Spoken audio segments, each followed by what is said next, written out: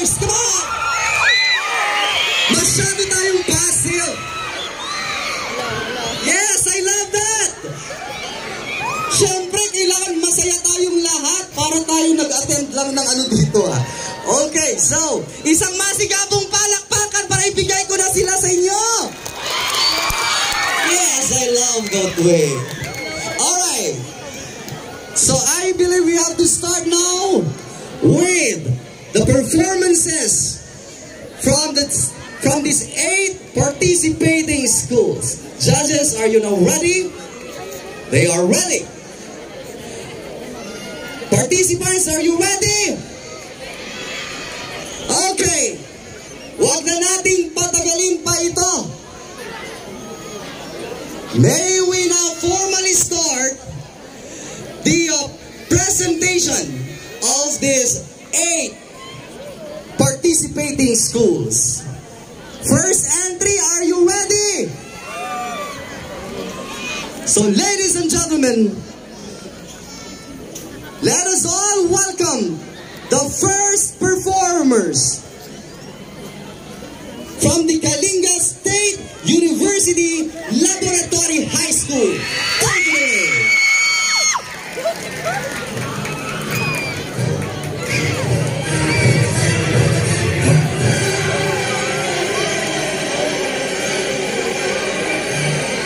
Pwedeng off lights daw, pag-ipatay yung ilaw natin sa ano.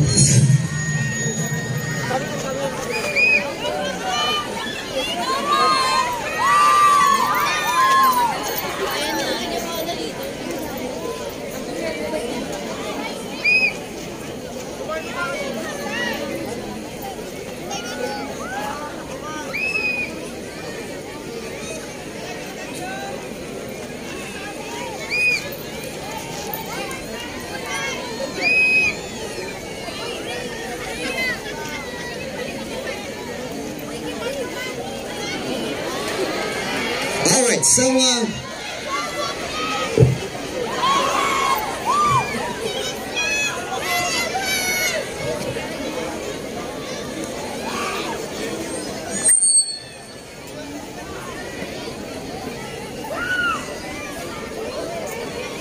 okay, so okay, naka-ready na sir, the game music na. Okay.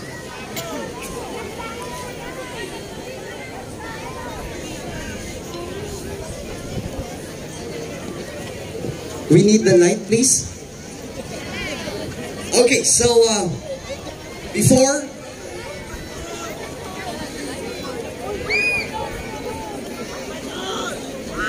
alright, so ladies and gentlemen, here's a bit of introduction to the first performer.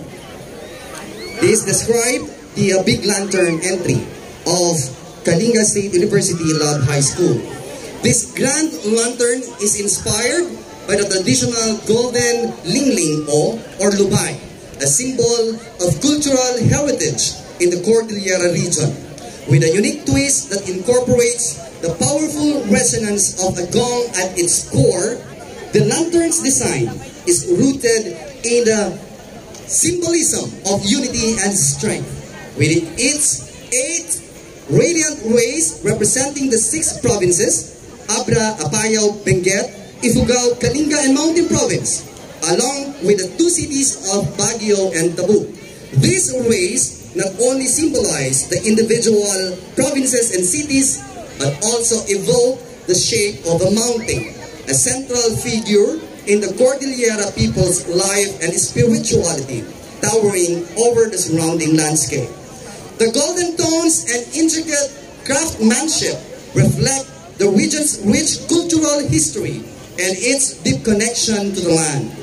The use of Christmas lights to illuminate the lanterns adds a contemporary touch, symbolizing hope, joy, and the enduring peace spirit of the community, much like the way the holiday season brings people together in celebration and unity.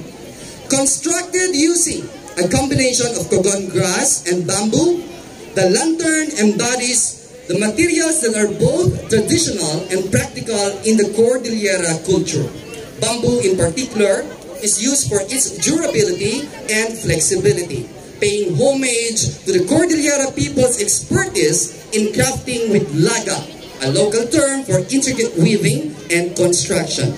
The use of bamboo here symbolizes the resilience, creativity, and communal spirit of the people, while the Cogon grass provides a natural, radiant texture that enhances the lantern's warm glow, evoking the light of hope and solidarity. Together, these materials fuse modern design with traditional craft, creating a lantern that is not just a decorative piece, but a powerful representation of the Cordillera's history, culture, and unyielding connection to nature. The world once started in chaos. No unity, no peace, people with no sense of community always trying to outdo each other. But one day, a child was born, a gift rather, a hope for all people, brought into the world to be the savior of all. On the 25th day of December, a bright star appeared in the heavens, symbolizing the start of a brighter world, a birth uniting everyone, a heavenly event celebrated by all, unifying different cultural groups, bearing tranquility, bringing Christianity and culture together.